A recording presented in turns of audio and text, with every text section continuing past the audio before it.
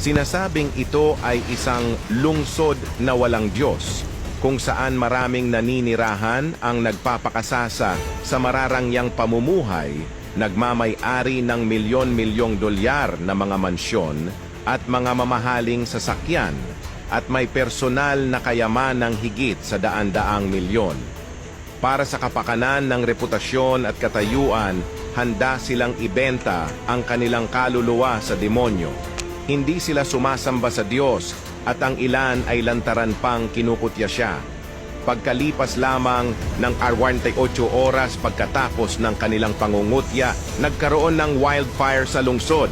Hindi lang isang wildfire, kundi 6 na sunod-sunod na sunog. Ang kayamanan, mansyon, at mga mamahaling sasakyan ay naging abo magdamag na parang eksena ng katapusan ng mundo. Sabi ng ilan na parang apoy ng Sodoma ang bumagsak dahil ang lungsod ay puno ng kasalanan. Inilarawan naman ito ng iba na parang impyerno sa lupa, ngunit hindi tulad ng sa impyerno, may pagkakataong pang makatakas. Ang impyerno ay walang labasan. Kaya, ang apoy bang ito ay paghatol mula sa Diyos? Kung ikukumpara sa pagkawasak ng Sodoma, ang sakuna ngayon ay sumira lamang ng material na kayamanan, hindi ng mga buhay. Ito ba ang paraan ng Diyos upang bigyan ng pagkakataon ang mga tao na magsisi?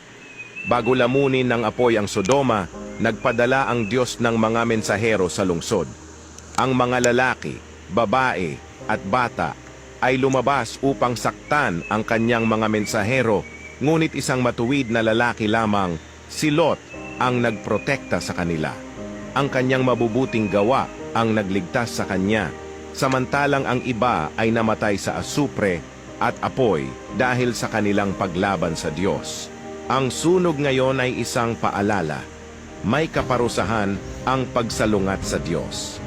Kung hindi tayo magsisisi at hindi tayo maituturing na matuwid tulad ni Lot, haharap tayo sa ganap na pagkawasak tulad ng Sodoma.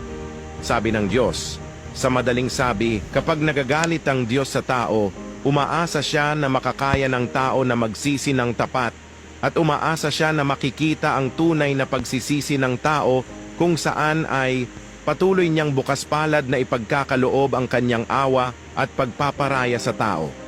Ibig sabihin nito na ang masamang pag-uugali ng tao ang nagdudulot ng puot ng Diyos. Samantalang ang awa at pagpaparaya ng Diyos ay ipagkakaloob sa mga nakikinig sa Diyos at tunay na nagsisisi sa harap niya, sa mga makatatalikod sa kanilang masasamang gawi at maiiwan ang karahasan sa kanilang mga kamay. Marahil ang sunog ay hindi nangyari mismo sa tabi mo, ngunit ang malalaking sakuna ay hindi malayo. Maaaring hindi mo iniinsulto o sinasalungat ang Diyos, ngunit posibleng unti-unti kang nalalayo sa Kanya dahil sa tukso ng pera, sa makamundong kasiyahan, o sa sobrang pagiging abala. Kaya't kailangan nating lahat na magsisi. Ngayon, isang lungsod pa lamang ang nasusunog, ngunit sa huli ang buong tiwaling mundo ay haharap sa pagkawasak. Ito na ang huling pagkakataon natin upang magsisi. Nais ng Diyos na makita ang lahat na magsisi. Ayaw niyang masunog muli ang mga tao sa apoy, ni ayaw niyang may mapunta sa walang hanggang apoy ng impyerno.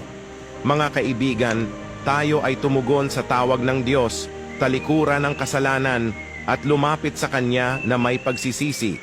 Kung ikaw ay handa, Amen.